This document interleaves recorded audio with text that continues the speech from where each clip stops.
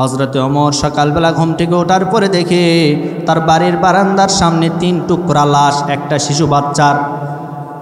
হযরত ওমর এই দৃশ্যটা দেখার পরে চিন্তা করল, আরে আমার এই রাজ্যের ভিতরে আমি কোরআন দিয়ে শাসন করি, কোরআন দিয়ে রাষ্ট্র পরিচালনা করি, আর আমার রাজ্যের ভিতরে মানুষ খুন, তাও আবার একটা শিশু বাচ্চা, নিষ্পাপ বাচ্চাকে খুন করে আমার বাড়ির বারান্দায় রেখে গিয়েছে।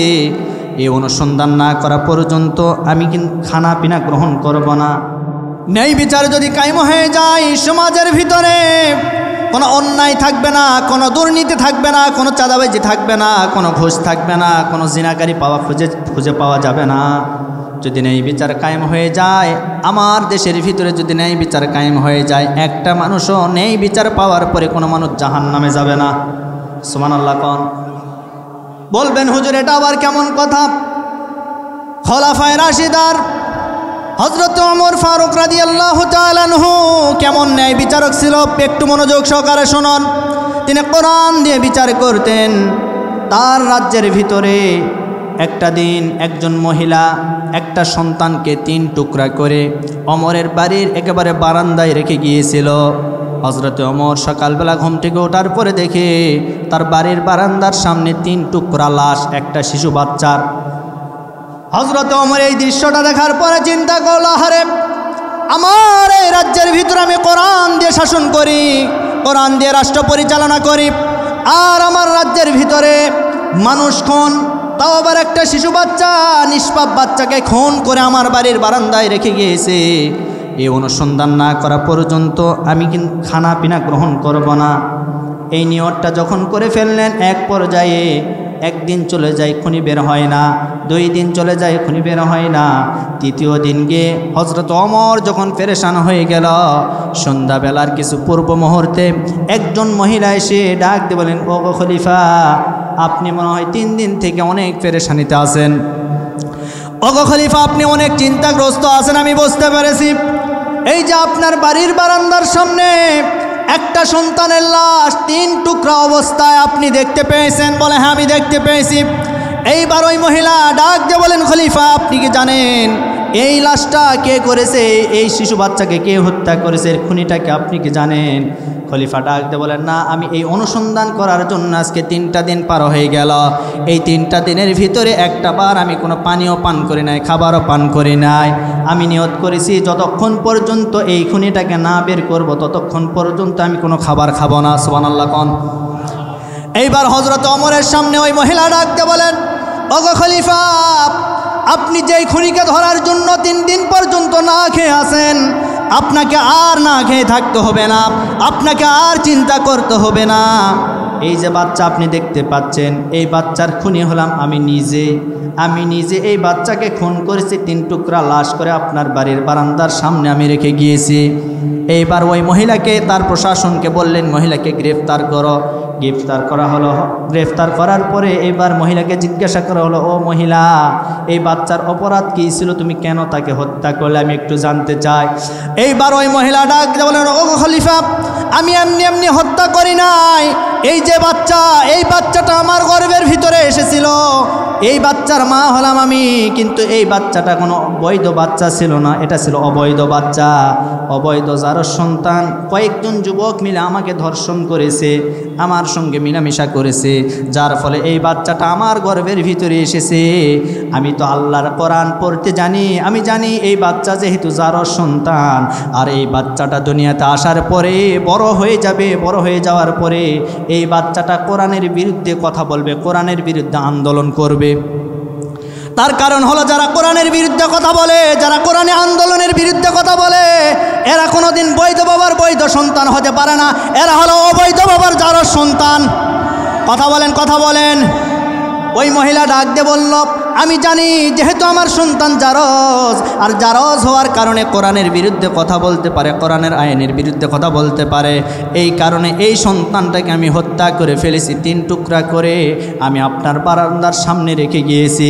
এইবার এই মহিলাকে গ্রেফতার করে যখন ফাঁসির কাষ্ঠের দিকে নিয়ে যাওয়া হবে, এমন সময় 3 জন যুবক, যেই 3 জন যুবক জিনা করেছিল, ওই 3 জন যুবক হযরত ওমরের সামনে এসে একেবারে পা চাপকে ধরেছে।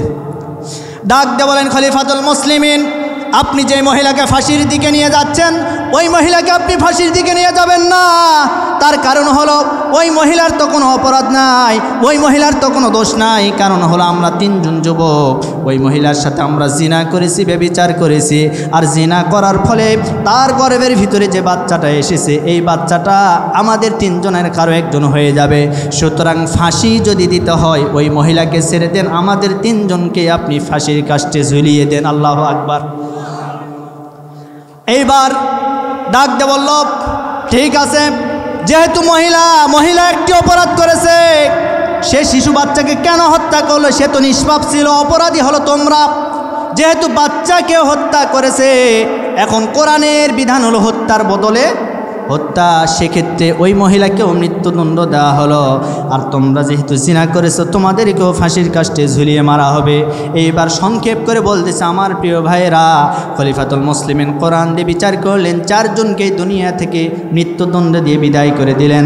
দেওয়ার পরে খলিফাতুল মুসলিমিন হযরত ওমর ইবনুল খাত্তাব রাদিয়াল্লাহু তাআলা আনহু এইবার কোরআনটা হাতের ভিতরে নিয়ে ডাক দিয়ে বলল, ও নবীর সাহাবীরা তোমরা শুনে নাও, শুনে নাও, এই যে চারজনকে আমি কোরআন দিয়ে বিচার করলাম, তাদেরকে আমি ফাঁসির কাস্টে ঝুলিয়ে দুনিয়া থেকে বিদায় করলাম। আজকে যে অপরাধের জন্য করলাম, কিয়ামতের কঠিন ময়দানে এই অপরাধের জন্য আল্লাহর আদালত আর তাদেরকে জবাব দেওয়া লাগবে না। আরো জোরে বলি সুবহানাল্লাহ। সুতরাং কোরআনের বিচার কায়েম হয়ে গেলে আমাদের দেশে যে সমস্ত মানুষেরা কোরআনের বিচার পাবে প্রত্যেকটা মানুষগুলি জান্নাতি হয়ে যাবে। এই বিচারের পক্ষে আমরা কারা কারা আছে? হাত তুলে আল্লাহকে দেখাই। লিল্লাহে তাকবীর, লিল্লাহে তাকবীর। আল্লাহ কবুল করেন, সকলে বলে আল্লাহুম্মা আমিন।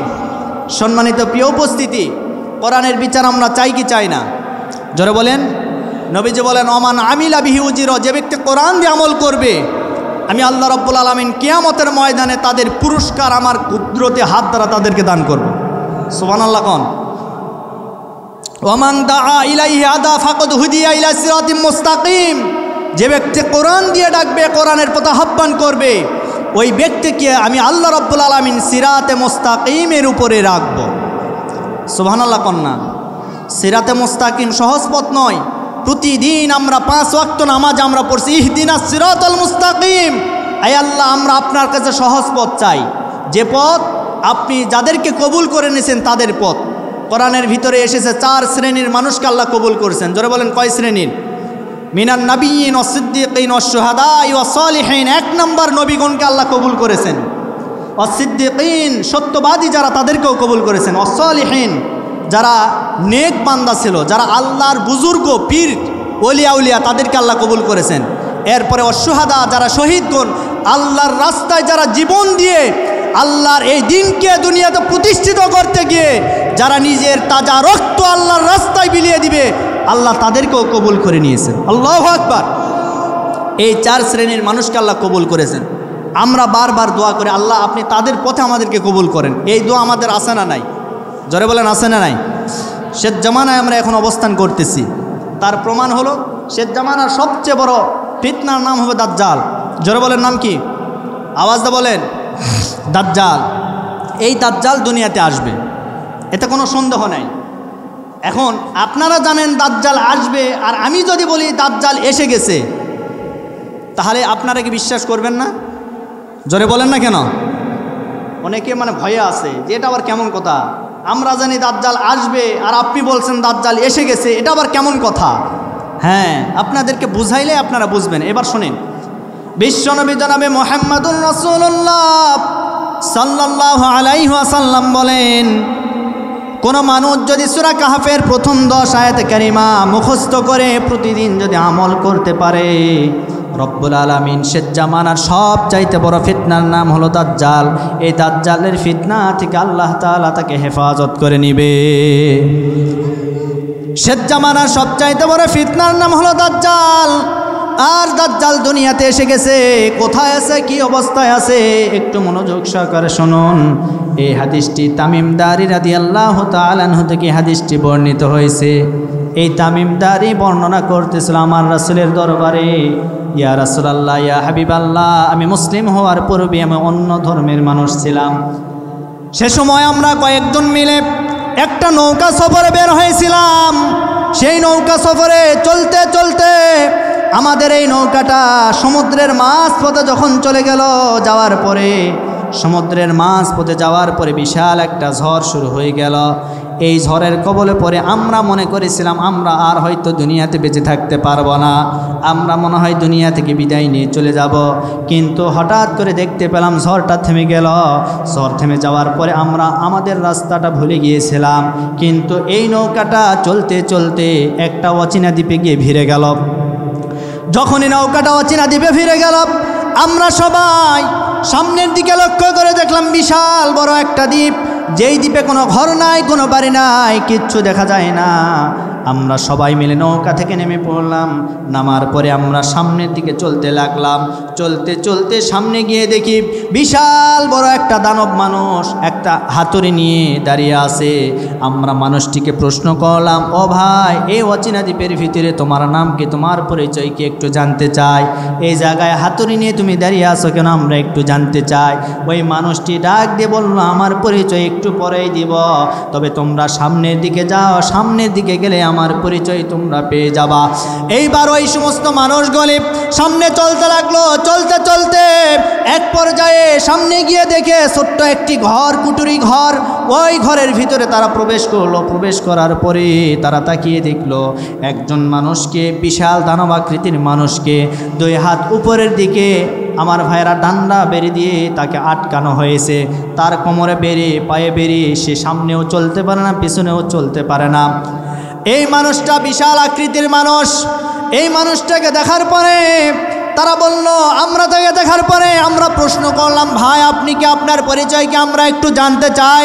আপনাকে কেন এই অচেনা দ্বীপের ভিতরে এই ডান্ডা বেরি দিয়ে আপনাকে আবদ্ধ করে রাখা হয়েছে কেন, আমরা একটু জানতে চাই। ওই মানুষটি বলল, আমার পরিচয় আমি একটু পরেই দেব, তবে তোমাদের পরিচয় আমি একটু জানতে চাই। এইবার তারা বলল, আমাদের পরিচয় হলো আমরা আরব দেশ থেকে এসেছি। আমরা সমুদ্র পথে একটা সফরে বের হয়েছিলাম, কিন্তু মাঝপথে আমরা ঝড়ের কবলে পড়ে গিয়েছিলাম। এক পর্যায়ে এই নৌকা চলতে চলতে আপনার এই অচেনা দ্বীপে এসে ভিড়ে গেল। এই কারণে আমরা পথ ভুলে আপনার কাছে এসেছি। এইবার ডাক দিয়ে বলল, এই মুহূর্তে আমি তোমাদেরকে কয়েকটা প্রশ্ন করতে চাই। এক নাম্বার প্রশ্ন হলো, তোমরা বলো তো আরব দেশের ভিতরে একজন মানুষ আসবে, যে মানুষটার নাম হবে মুহাম্মদ সাল্লাল্লাহু আলাইহি ওয়াসাল্লাম, যার বাবার নাম হবে আব্দুল্লাহ, মায়ের নাম হবে আমিনা, কুরাইশ বংশে জন্মগ্রহণ করবে। সে আরব দেশের ভিতরে ইসলাম ধর্ম প্রচার করবে। এখন তোমরা বলো তো ওই মানুষটা কি দুনিয়াতে এসেছে নাকি? এইবার তারা বলল, আমরাও শুনেছি আপনার মতো একজন মানুষ এসেছে, যার নাম আব্দুল্লাহ, যার নাম হচ্ছে মুহাম্মদ, বাবার নাম আব্দুল্লাহ, মায়ের নাম আমিনা, কুরাইশ বংশে এসেছে। সেই মানুষটি হচ্ছে আমাদের নবী মুহাম্মদ সাল্লাল্লাহু আলাইহি ওয়াসাল্লাম। আমরা শুনেছি সেই মানুষটা এসেছে। তাহলে এইবার বলল, ঠিক আছে, এক নম্বর প্রশ্ন তোমাদের কাছ থেকে চলে গেল। দুই নম্বর প্রশ্ন হলো, তোমরা এবার বলো তো তাবারিয়া উপসাগরের খবর কি? তাবারিয়া উপসাগরের ভিতরে পানি আছে নাকি? এইবার তারা বলল, আমরা শুনেছি তাবারিয়া উপসাগরে একটু একটু পানি আছে। এইবার তৃতীয় নাম্বার প্রশ্ন করলো, এইবার তোমরা বলো তো জুগারের ঝর্ণার খবর কি? জুগারের যে ঝর্ণা, ওই ঝর্ণা থেকে এখনো পানি নিচের দিকে নামে নাকি? এইবার তারা বলল, অল্প অল্প করে পানি উপর থেকে নিচের দিকে নামে। এইবার চতুর্থ নাম্বার প্রশ্ন করলো, তোমরা বলো তো বাইসানের খেজুরের বাগানের খবর কি? ওই বাইসানের খেজুর বাগানে এখনো গাছগুলি তরতাজা আছে নাকি? ওই গাছগুলি থেকে এখনো খেজুরগুলি ধরে কিনা, তোমরা একটু বলো। তারা বলল, আমরা শুনেছি খেজুরের গাছ, কিছু গাছ বেঁচে আছে, কিছু গাছ মারা গেছে। এইবার সর্বশেষ এই মানুষগুলি বলল, আপনি আমাদেরকে 4টা প্রশ্ন করেছেন, এখন আপনার পরিচয় কি? আপনার পরিচয় আমরা জানতে চাই। ওই মুহূর্তে ওই দানবাকৃতির মানুষটি ডাক দিয়ে বলল, আনা দাজ্জাল, আমি হলাম দাজ্জাল, আমি হলাম দাজ্জাল। এইবার এই মানুষগুলা প্রশ্ন করলো, আমরা শুনেছি শেষ জামানার সবচাইতে বড় ফিতনা হবে দাজ্জাল। তাহলে আপনি কোন সময় দুনিয়াতে আসবেন একটু আমাদেরকে বলুন। এইবার বলল, আমি তোমাদেরকে প্রথমে যে চারটা প্রশ্ন করেছিলাম ওই চারটা প্রশ্নের অ্যান্সারের ভিতরে আমার আগমনের দিন তারিখগুলি সব ঘটে যাবে। এর ভিতরে 1 নাম্বার প্রশ্ন হল, আমি তোমাদেরকে বলেছিলাম আরব দেশের ভিতরে যেই সময় মুহাম্মদ সাল্লাল্লাহু আলাইহি ওয়াসাল্লাম আসবে সেই সময় আমার আগমন ঘটবে, সেই সময় আমি দুনিয়াতে আসব। এরপরে আমি তোমাদেরকে বলেছিলাম তাবারিয়া উপসাগরের কথা, তাবারিয়া উপসাগরের পানি যেদিন থেকে শুকায় যাবে তারপরে আমার আগমন ঘটবে। এরপরে আমি তোমাদেরকে বলেছিলাম জুগারের ঝর্ণা থেকে পানি যেদিন আর নামবে না, উপর থেকে নিচের দিকে আর পড়বে না, তারপরে আমার আগমন ঘটবে। আমি তোমাদেরকে বলেছিলাম বাইসানের খেজুরের বাগানের কথা, খেজুরের বাগানে যেদিন থেকে খেজুর পাওয়া যাবে না তারপর থেকে আমার আগমন ঘটবে। আমার ভাইরা, আজকে দাজ্জাল যে দুনিয়াতে আসবে এর প্রমাণ কিন্তু মিলে যাচ্ছে। এই যুবক ভাই যারা আছেন তাদেরকে উদ্দেশ্য করে বলতে চাই, আপনি গুগলে সার্চ দিয়ে দেখবেন যেই কথাগুলি আমি বললাম, দাজ্জালকে রিসিপশন করার জন্য ওই ইসরায়েলের ইহুদি বাহিনীরা এই 3টা জুগারের ঝর্ণা, তাবারিয়া উপসাগর, এরপরে বাইসানের খেজুর বাগান, এই 3টা কিন্তু তারা দখল করে নিয়েছে। এগুলি ফিলিস্তিনের অংশ ছিল। আজকে ইহুদিরা জানে দাজ্জাল আমাদের রাষ্ট্রে আসবে, আর দাজ্জাল হবে ইহুদিদের নেতা, আর মুসলমানদের নেতার নাম হবে ইমাম মাহদি আলাইহিস সালাতু ওয়াস সালাম। দাজ্জাল ইহুদিদের নেতা হবে। সেই আজকের ইহুদিবাদীরা আজকে আমার মুসলমান মা বোনদের উপরে যে জুলুম নির্যাতন শুরু করে দিয়েছে, আমরা বলতে চাই আপনাদের অবস্থান বেশি দিন আর পৃথিবীতে থাকবে না। কারণ আগামীর দেশ হবে, আগামীর পৃথিবী হবে ইসলামের পৃথিবী, আগামীর পৃথিবী হবে মুসলমানদের পৃথিবী, আগামীর পৃথিবী হবে ইসলামপন্থীদের পৃথিবী। আর এই পৃথিবী গড়তে গিয়ে যদি আমাদের জীবন দিতে হয়, আমাদের মাল দিতে হয়, আমরা কারা কারা রাজি আছি? দু হাত তুলে আল্লাহকে দেখাই।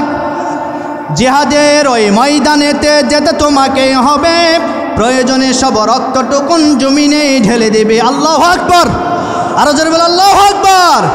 জিহাদের ওই ময়দানেতে যেতে তোমাকে হবে, প্রয়োজনে সব রক্তটুকুন জমিনে ঢেলে দেবে। তবুও তোমায় লড়তেই হবে, করবে না কোনো ভয়। বিপ্লব মানে জীবন দিয়া বসে থাকা নয়, সে কোনো দিন আসবে না রে করো যদি ভয়। বিপ্লব মানে জীবন দিয়া বসে থাকা নয়, সে কোনো দিন আসবে না রে করো যদি ভয়। আসবে বিজয় রক্ত আর জীবনের বিনিময়। কথা বলেন, কথা বলেন। আসবে বিজয় রক্ত আর জীবনের বিনিময়। বিপ্লব মানে জীবন দিয়া বসে থাকা নয়, সে কোনো দিন আসবে না রে করো যদি ভয়। বিপ্লব মানে জীবন দিয়া বসে থাকা নয়, সে কোনো দিন আসবে না রে করো যদি ভয়।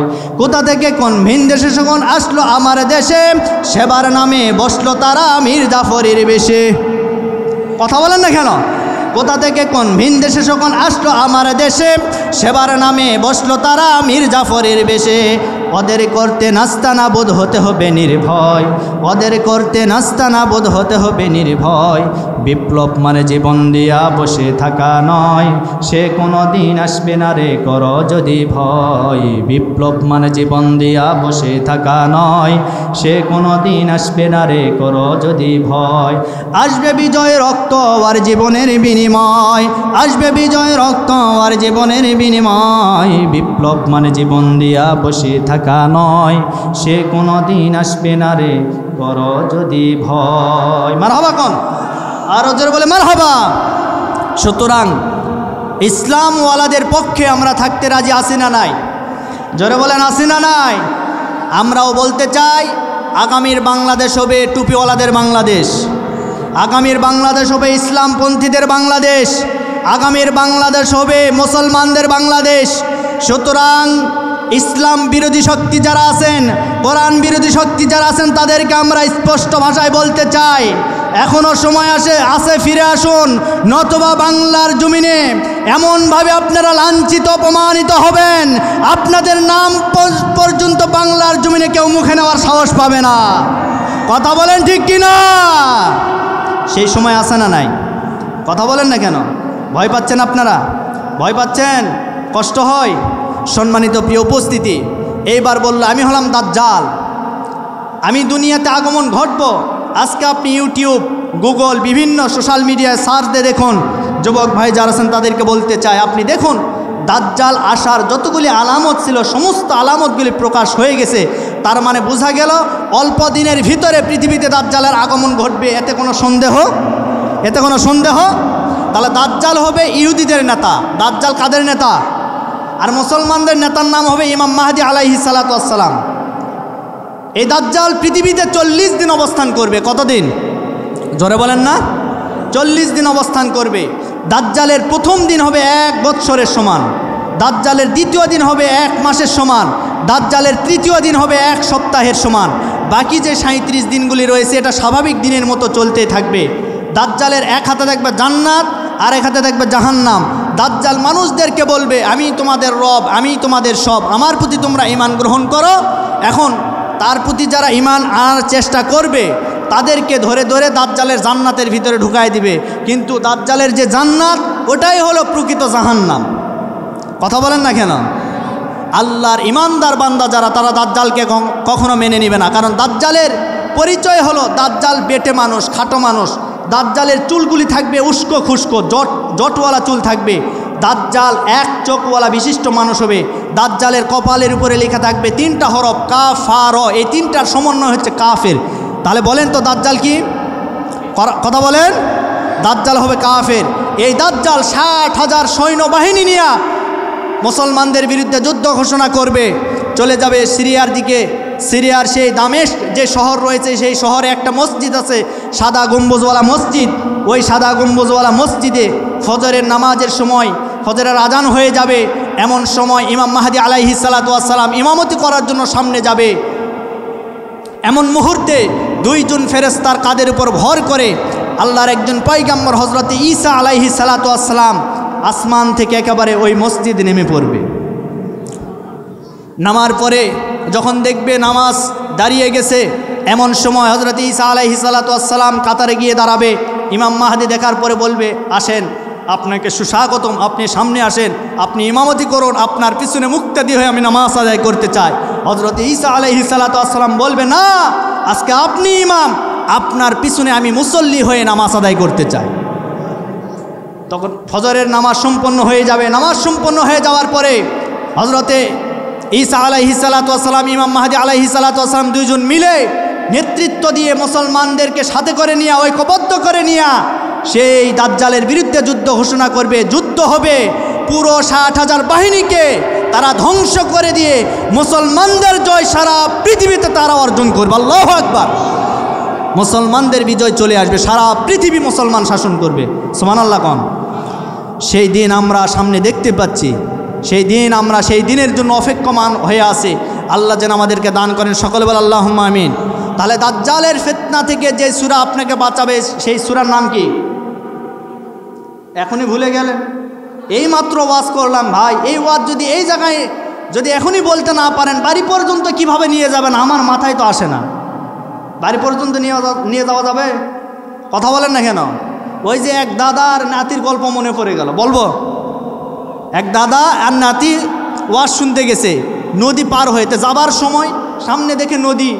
তো এখন নাতিকে ডাক দে, বলে নাতি তোর কাপড় যা আছে সব উপর দিকে তুলবি, কেউ দেখবে না, কেউ দেখবে না, তুই সামনের দিকে যাবি, আমার পিছনে, আমি সামনে থাকবো, তুই আমার পিছনে পিছনে আসবি। এরকম করতে করতে নদী পার হয়ে ওয়াজ শুনতে গেছে। ইমাম সাহেব ওয়াজ করছে যে ভাই পুরুষের জন্য 17 হলো এই হাঁটুর নিচে কাপড় পরিধান, টাকনুর উপরে কাপড় পরিধান করতে হবে, হাঁটুর নিচে কাপড় রাখতে হবে, এরকম পুরুষের এই অনেক ওয়াজ করছে। করার পরে এখন দাদা নাতি যখন ওয়াজ শুনে বাড়িতে আসবে, আসার সময় নদীর পাড়ে এখন ধীরে ধীরে সামনে পানি, নদীতে তখন নামবে। এমন সময় দেখে হাঁটু পর্যন্ত সব পানি ভরে যাচ্ছে। তখন নাতি ডাক দিয়ে বলেন, দাদা আপনি যে কাপড় উঠালেন, আপনি কি জানেন আপনি আজকে ওয়াজ কতটুকু শুনেছেন? আমার তো বুঝে আসে না, আপনি ফরজ তরক করেছেন। তখন বলল ফরজ তরক করেছে মানে? বলে হ্যাঁ, আজকে ওই যে হুজুর যে ওয়াজ করলো, হুজুর যে ওয়াজ করলো হাঁটুর উপরে কাপড় তোলা যাবে না, তাহলে এই নদী পার হওয়ার সময় কাপড় উঠালেন কেন? তখন মাথায় হাত দিয়ে বলে, সর্বনাশ, এতদিন ওয়াজ শুনলাম, নদীর ওই পারে ওয়াজ রাখে আসলাম, আজকে আবার তুই বাড়িতে নিয়ে যেতে চাস? তা আপনাদের অবস্থা হলে এইরকম। আচ্ছা বলেন তো, দাজ্জালের ফিতনা থেকে কোন সূরা বাঁচাবে? কথা বলেন, সবাই বলেন, যুবক ভাইরা, দাজ্জালের ফিতনা থেকে আমাদেরকে বাঁচাবে কোন সূরা? সূরা কাহাফ। এই সূরা কাহাফের 9 এবং 10 নম্বর আয়াতে কারিমা তেলাওয়াত করেছি। এই সূরা কাহাফ কোন সময় নাজিল হলো জানার দরকার আছে না নাই? জোরে বলেন। সম্মানিত ভাইরা আমার, একটু মনোযোগ সহকারে শুনুন। বিশ্বনবী জনাবে মুহাম্মদুর রাসূলুল্লাহ সাল্লাল্লাহু আলাইহি ওয়াসাল্লাম যখন মক্কাতে দ্বীনের প্রচার করা শুরু করলো, এক পর্যায়ে গোপনে গোপনে প্রচার দেওয়া শুরু করলো। গোপনে গোপনে প্রচার যখন শেষ হয়ে গেল, আমার আল্লাহ রাব্বুল আলামিন নবীজির উপরে ওহী নাজিল করে জানায় দিলেন, আর গোপনে গোপনে না, এখন প্রকাশ্যে দ্বীনের দাওয়াত দেওয়া শুরু করতে হবে। আমার নবীজি প্রকাশ্যে দ্বীনের দাওয়াত দেওয়ার জন্য এইবার চলে গেলেন সাফা পাহাড়ের উপরে। যাওয়ার পরে ডাক দিয়ে বলেন, ইয়া সাবাহা, ইয়া সাবাহা বলে তিনি যখন ডাক দিলেন, মক্কার সমস্ত অধিবাসীরা সবাই আমার নবীজির সামনে চলে আসলো। এক পর্যায়ে আমার নবীজি ডাক দিয়ে বলেন, ও মক্কাবাসীরা, এই মুহূর্তে আমি যদি তোমাদেরকে বলি এই পাহাড়ের পাদদেশে শত্রুপক্ষ আমাদেরকে আক্রমণ করার জন্য ওঁত পেতে আছে, তোমরা কি বিশ্বাস করবা নাকি? সবাই এক বাক্যে জবাব দিল, আমরা কেন করব না? কারণ মক্কার জমিনে কোনো সত্যবাদী যুবক যদি থাকে, একমাত্র তুমি, তোমার মতো সত্যবাদী আর যুবক কেউ নাই। এইবার আমার নবীজি বলল, ঠিক আছে, তোমরা আমাকে এইভাবে যদি বিশ্বাস করো, তাহলে এই মুহূর্তে এটাও বিশ্বাস করে নাও, আল্লাহর পক্ষ থেকে আমি পয়গাম্বর হয়ে এসেছি। আল্লাহ পাক রব্বুল আলামিন আমার প্রতি ওহী নাজিল করেছেন, তোমরা আমাকে নবী বলে মেনে নাও, আমার হাতে হাত রেখে কালেমা পড়ে মুসলমান হয়ে যাও। চাই না আমার নবীজি এই কথা বলেছেন, তার সামনে ছিল আবু লাহাব, নবীজির আপন চাচা। একটু মনোযোগ সহকারে শুনুন। নবীজির আপন চাচা ছিল আবু লাহাব, তার সামনে উপস্থিত ছিল। আর আমরা যাকে চাচা, নিজের চাচা বলে আমরা মনে করি, আমরা জানি আবু জেহেল। আবু জেহেল কিন্তু আমার নবীজির নিজের চাচা না। আমার ভাইয়েরা, আবু লাহাব হলো আমার নবীজির আপন চাচা। আপন চাচা হওয়ার পরেও আমার নবীজিকে বললেন, তাব্বাল্লাকা ইয়া মুহাম্মদ, হে মুহাম্মদ তুই ধ্বংস হয়ে যা। চলে বলি নাউযুবিল্লাহ। তাব্বাল্লাকা ইয়া মুহাম্মদ, হে মুহাম্মদ তুই ধ্বংস হয়ে যা। যখনই এই কথা বলেছে, বলার পরে আমার নবীজি কিছুই বললেন না, মন খারাপ করলেন না। এরপরে আমার ভাইরা, আচ্ছা বলেন তো, আমার নবীজি যদি কোনো কিছু না বলে, আল্লাহ কি বসে থাকবে নাকি? কথা বলেন। আল্লাহ রাব্বুল আলামিন সাথে সাথে আসমান থেকে একটি সূরা নাজিল করে জানাই দিলেন, তাব্বাত ইয়াদা আবি লাহাবি ওয়া তাব মা আগনা আনহু মালুহু ওয়া মা কাসাব। জোরে বলে আল্লাহু আকবার। আল্লাহ বললেন, হে আবু লাহাব ধ্বংস হোক তোর দুই হাত। আল্লাহু আকবার।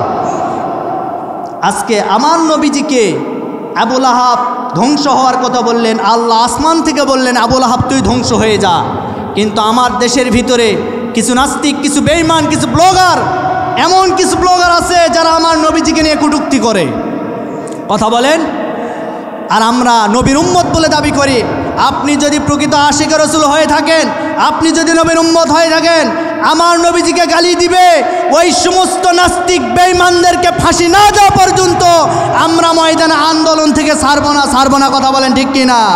তুমি নবীর উম্মত দাবি করো, সুন্নাহ মানো না, নবীর অপমানে তোমার হৃদয় কাঁদে না। আল্লাহু আকবার। তুমি নবীর উম্মত দাবি করো, সুন্নাহ মানো না, নবীর অপমানে তোমার হৃদয় কাঁদে না। তুমি বিজাতীয় সংস্কৃতিতে সফেছ পরাণ, কেমন মুসলমান, কেমন মুসলমান তুমি, কেমন মুসলমান। লিল্লাহে তাকবীর।